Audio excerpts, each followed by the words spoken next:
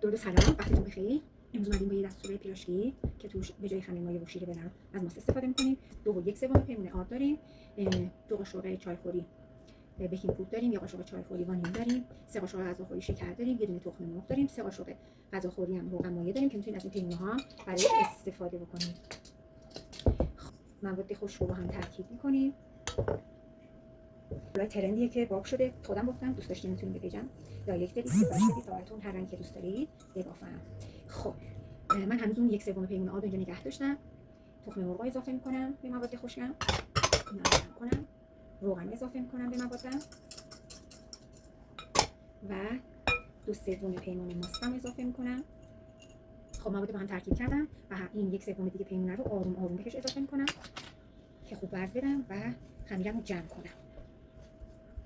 اگه 2 و 1 سوم پیمانه آرد زدید و بازم خمیرتون به دستتون میچسبید، حتما یه قاشق دیگه روغن اضافه کنید، چرا که نباید با آرد این پوکیش گرفته بشه با آرد زیاد، و یکم دیگه بهش روغن اضافه کنید که نچسبه. خب من الان میخوام خمیرم رو پهن کنم.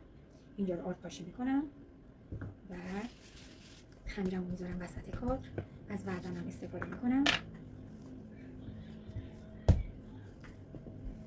سعی میکنم که به یک ضخامتی برسونمش که کمتر از 1 سانت باشه. البته چون نمیخوام سرخش کنم، به خاطر اینکه بچه‌ام آلرژیشون اون کرده، ضخامتش نزدیک 1 سانت هم باشه ایرادی نداره. اوکی؟ خب برای اینکه یکم پوک‌تر بشه و تو مایه‌های خمیر هزارلا در بیاد، با البته کار کمتر یه رومال کرم بهش میزنم. به نظرم که در کمتر از 20 دقیقه ما به نتیجه میرسیم برای آماده شدن دوناتام. راستش من تا قبل از این رو همیشه سرخ می‌کردم. خب ولی الان میخوام بذارمش توی فر.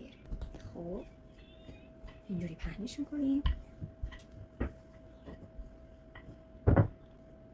اینجوری رولش بزنم و اینطوری رولش کنم و بذارم. امتحان کنیم ببینیم چطوری از اون در میاد. اینم برای خودش یه حالتیه. تنوع در زندگی لازمه. حتی میتونید مدل کروسانی هم بپیچید. به چه صورت؟ به این صورت که این ولی مثلثی باشه. به به، اینم که به نظر همینطوری گیمبیلی بذاریم توش. فری که 180 درجه طبقه وسط.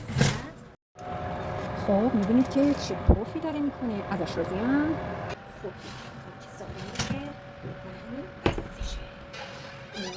خب من بیشتر از این نذاشتم بمونه که هم پوکیش حفظ بشه، هم دیگه روش جزغالی نشه، دو طرفش هم کامل پخته، مغز پخت هم شده.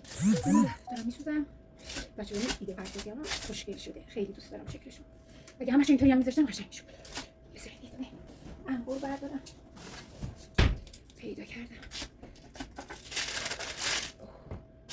خب با توجه به اینکه بچه‌ها حالشون زیاد خوب نیست و نه چیزای سرخ کردن اینو بخورم، من اینو گذاشتم تو فر و از این کردم چون بیشتر بهشون میاد که آلرژیشون از کرده باشه. من از اینکه شکلات آب کنم روش بریزم کاملا صرف نظر میکنم و به ریختن پودر قند روش بسنده میکنم. نوش جان.